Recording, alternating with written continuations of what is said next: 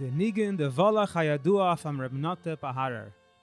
The Sefer HaNigunim, Nigun Shin Aleph, is the second version, and the first version, Nigun Kuf Lamed Daled, in the first volume. When the Rebbe Rashab opened Amtim Chetmimim, it was very hard to get accepted. There were two tests everybody needed to take. There was a regular test of learning, and then there was a secret test. There was a committee of people. Their day job was to spy on the Bacher, follow him around in the dining room, on the street, see the way he talks, the way he walks, the way he benches, and come over that the main decision was based on the secret test, based on the Bacher's behavior. And most Bachim who came to Lubavitch to get accepted in the first years were actually sent home. They were not accepted. One year, Bacher came to Lubavitch from Lubavitch Mishpacha, from the city of Pahar. His name was Noteh Paharer. He took the test, they followed him around, they had a meeting, and they decided not to accept him. Now this Noteh had a tremendous chush in Nagina. He had a chush in Nagina and he had a kisharon in Nagina. Chush means a ability to sense, to feel, to verstehen Nagin, to the heren Nagin. And a kisharon means to perform, to sing. When he sang, he captured the listener's heart. People's heart melted when they heard him sing. And so when Noteh heard that it's not accepted, he was very broken. So he went into the Zal, where the Bachim were learning. It was then during Seder Nigla. And he went into the Cheder Sheni, where the Oivdim were sitting and davening. Went into the Cheder Sheni, he closed his eyes, and he started to sing a niggun. The niggun that he sang expressed his broken feelings from the fact that he's not able to join Timchet Mimim. He had so much yearning to be part of this Heilige Yeshivah. He's singing and he completely tuned out of everything that's happening. Now the Bachim in the Zal couldn't really hear what's happening in the Cheder Sheni, but one Chavrusa that sat right next to the entrance, they were able to hear. So they heard this heartfelt, straight from the heart, singing of this Bacher, which they didn't recognize. They stopped learning and they went into the Cheder Sheni to see what's happening. Who's this Grace Oived who's in the middle of davening or something? So they walk in and they see this young Bacher that didn't know his name, sitting and singing. And he completely didn't realize that people are watching him. Anyways, the next Chavrusa in Zal, even though they couldn't hear what's happening in the room, but they saw that this Chavrusa got up to see what's going on there, so they figured something special is happening. So they also went to see what's happening. And they went in, and they watched, they heard the singing, their heart melted.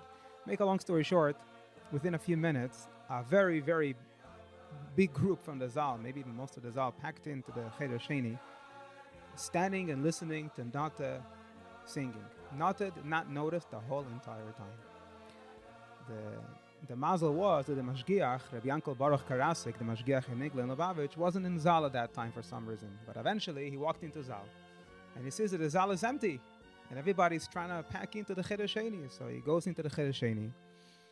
And he squeezes through to see what's going on. And he sees that this Bacher that he just had a meeting and they decided not to accept him is sitting and singing. And he doesn't notice that the Holy Yeshivah is watching him. He was so impressed that he called another meeting with Anhala. And he told them what he saw. And they decided to accept him. And Noteh Paharer was accepted to Yeshivah. So Noteh was accepted to Yeshivah. And he introduced what we know today in every Lubavitch Yeshiva, Seder Nigunim. Until then, most Bachim didn't know too many Nigunim. Each Bacher knew just the Nigunim that he heard a little bit in Yeshiva and whatever he heard from his father's house. So many Nigunim were not known. And even the Nigunim that were known weren't necessarily sung properly. Noteh, which knew a lot of Nigunim, and he had a big chush and kisharon in Nagina. So he made a choir. He gathered all the Bachrim that were musical, and during the week he taught them Nigunim. And then every Friday night, the Rebbe Rashab will say a mimer. They would set up the Zal with the tables in the shape of a ches, and then in the middle of the ches, by the opening of the ches, one small table for the Rebbe Rashab. The whole Olam would be around on the outside of the ches. Inside the ches, right in front of the Rebbe Rashab's table, the Fidik Rebbe stood during the mimer. And they say there used to be, until Noteh Paharer came, that the Rebbe Rashab would walk in, everybody stood up, and the Rebbe Rashab would say a Maimer. From when Noteh came, so during the week he would train the choir into different nigunim, and then Friday night, a while before the Rebbe Rashab would walk in for the Maimer, everybody gathered, and they sung nigunim. He set up his choir somewhere, and they sang nigunim, and the Rebbe Rashab was very happy with this. He praised him and thanked him for it. Tafrei Samach Gimel, Yutes Kislev, the Bachim decided to celebrate it on a whole new level. So what he did was, the night Leil Yutes Kislev, they set up on top of the gate of the entrance to the Chatzar of Temchet Mimim, they set up 613 candles. And they connected all the candles in a way that when one of them is lit, automatically within seconds, the rest are lit. And then the whole yeshiva is set up, standing nicely on the two sides of the entrance. And when the Rebbe Rashab walked in for the Ma'ariv of Leil Yutes Kislev, they lit the candles. The whole yeshiva stood there greeting the Rebbe Rashab. And while Noteh Paharer is sitting on top of the gate and singing his famous niggin, the niggin that he sung when he wasn't accepted to yeshiva in the Cheder Sheni, that became his famous niggin. And he had his helpers, Reb Shaul Ber Zislin and Reb Shmuel Katzman, standing on the floor on the sides of the gate, helping him out. It was a tremendous scene. Many years later, was Simchas Torah Taf Reish Peiches, was the last Farbrengen that the Fidik Rebbe was having with the Chassidim before he departed Russia. And it was a very emotional Farbrengen Kamuvan, because it's the last Farbrengen with the Fidik Rebbe.